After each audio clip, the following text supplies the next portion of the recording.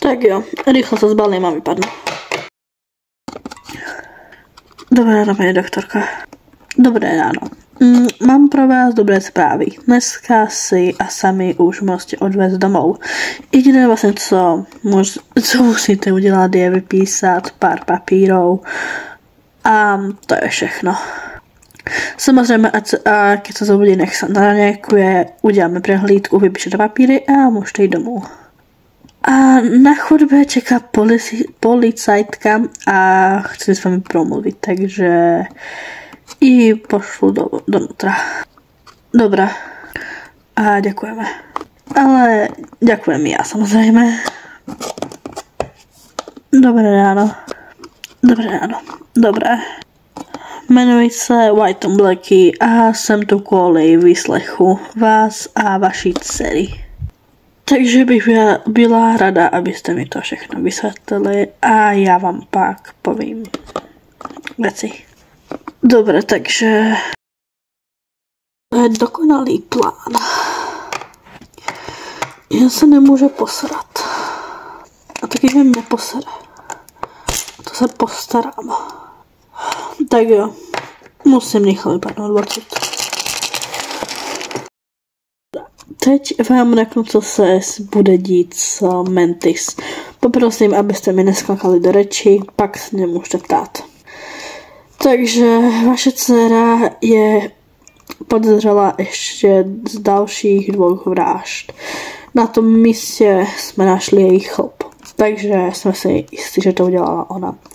Takže teď má na triku 2 vraždy a pokus o vraždu, což je na 12 až 15 let vězení.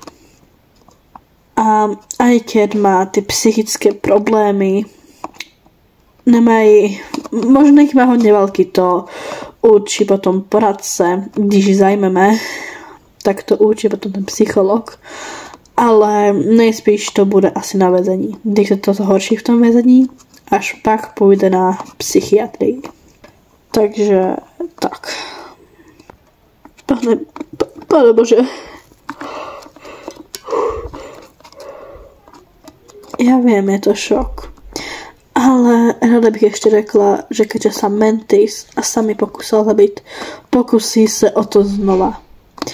Takže vám radím si vyměnit zámky, zamknout okna a prostě, aby ani Asami nechodila do školy, kým nechytíme, lebo bude v hodně velkou nebezpečí, i když bude doma.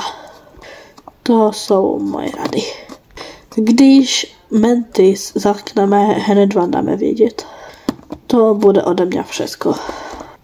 Když se Asami probudí a bude už doma, tak nás zavolejte. Někoho pošleme, aby vypočul a ju. Ano. Dobré, tak začal dovidění. Hezký zvyšok dňa. Dovidění. Skočím koupit něco do bufetu, dobré? Jo.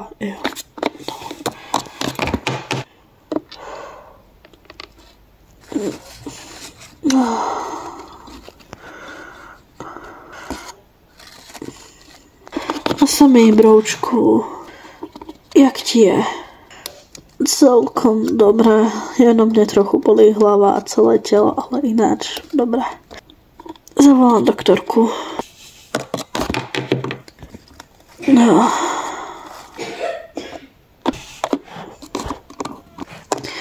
Dobré ráno, Asami. Dobré ráno, paní doktorka. Matka říkala, že ti je nějak špatně. Bolí mě hlava a celé tělo prostě. Jo, ale to je normální, teď tak pár dní bude. Jo, to mě mohla napadnout. No jo. Dobré, takže Asami, ty se můžeš naraňajkovat a my zatím s maminem a tatinou prebereme ostatné věci ohledně tvého zdravotného stavu. Dobrá, a mohu jít dnes domů? Ano, toho se neboj. Pojďte za mnou, prosím. Utekaj se naraňajkovat. Ano.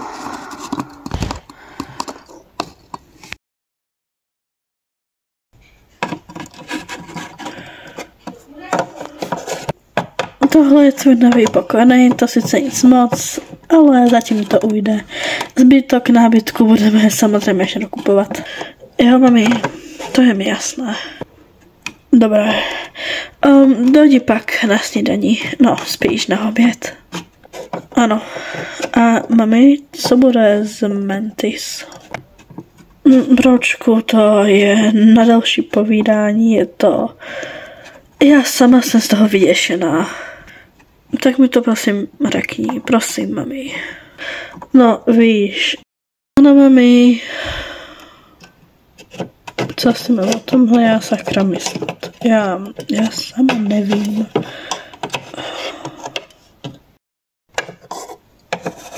Půjdu si lehnout na chvíli. Bože. Jau, kysy, nemůžeš mě zahadzovat takhle. Ano, láska, i já tě mám ráda.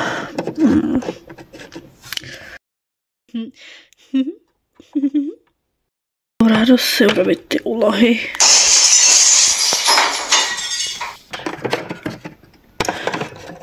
Čau.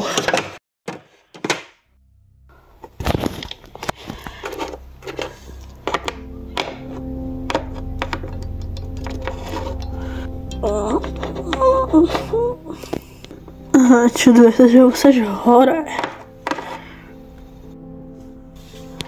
Víš, jak těžký tě sem bylo sakra dostat? Svala se nedostane, že to zavázané ani nevím na kolkokrát už. Nekňurej furt. Bože, co chceš? Mandy, co to sakra děláš?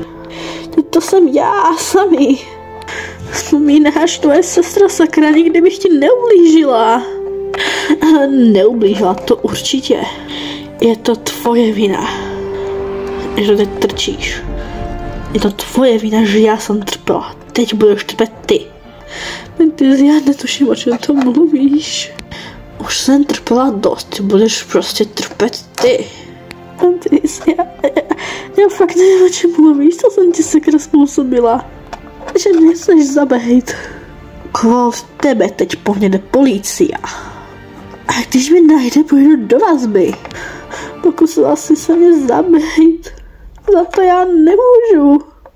A taky jsi měla chcípnout. Ale teď to mohu aspoň udělat já. Mantis, proč?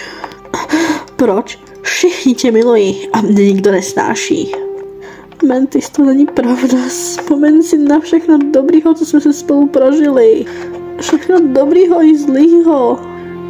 Vždycky jsme se podrželi, když měla jedna z nás průšvih, tak jsme tu druhou v tom nenechali. A nikdo tě nemá radši. Když nás obě milujou, úplně jisto. Zavři hubu, sakra. Mantis, no tak, Mantis.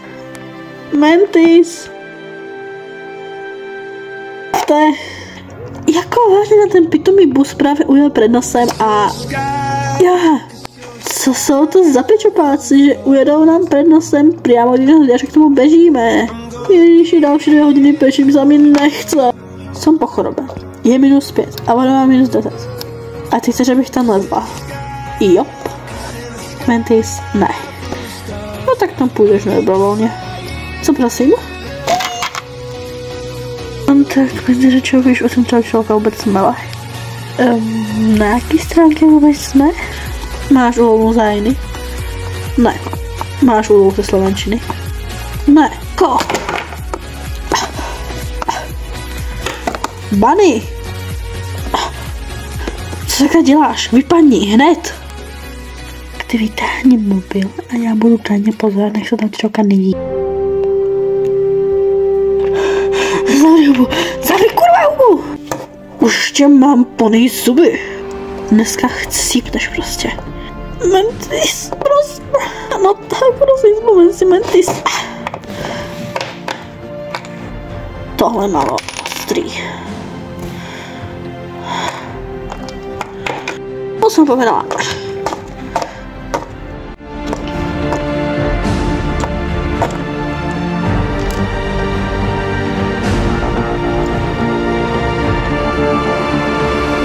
Mentis, stát!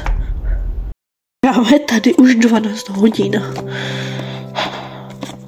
Já nevím, není to dobré, nemám z toho vůbec dobrý pocit. Ani já. Bože, prosím, nehnává se mi, prosím. Dobrý deň. Pani doktorko, jak je na tom? Jak je na tom, ano, presne. Bolo to síce, Ophos bola furt na hrane medzi smrti a životem, ale je naživu. Jestli prežije tuhle noc, máme vyhraté. Jestli se ale vyskytnou problémy, tak to nebude dobrý. Dostala hodně silných ran kladivem do hlavy. Je vůbec zázrak, že to prežila. Ale na jedno oko je slepá. No, tak polovičně slepá. To vám potom vysvětlí očná, já nejsem očná. A bude mít hodně velkou ztrátu paměti. Takže když se probere, je možné, že si na vás nebude pamätovat. Otras mozgu má určitě, to je jasný. Ale aký veľký je, zistíme, až keď sa probere. Poprosila by som proste, aby keď sa probere a nebude sa vás spoznávať, zachovejte klid a nešilte. Vím, že to nepůjde, ale pokuste se o to. To je zatím jediné, čo vám k tomu môžem povedať.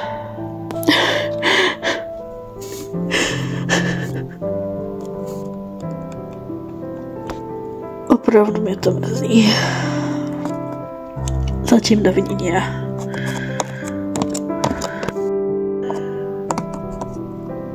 Tak co sa mi? Ako ti je?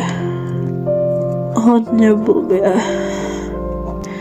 Uprsni to, co tě přesně bolí a tak. Celá hlava, celé tělo. Bože, máte blbé otázky. Já, promiň. Pamatuješ si, kdo jsou tvoje rodiče? Pamatuješ si, to jsem já? Jo. Pamatuješ si... No nic jiného, ne. Vím jenom, kdo jste vy, kde jsou, lebo jste mi to povedali a vy, kdo jsou moji rodiče. Nic víc. Dobrá. To je jediné. Chceš teď rodičů vidět, alebo chceš být o samotě? Chci být o samotě, prosím. Dobrá.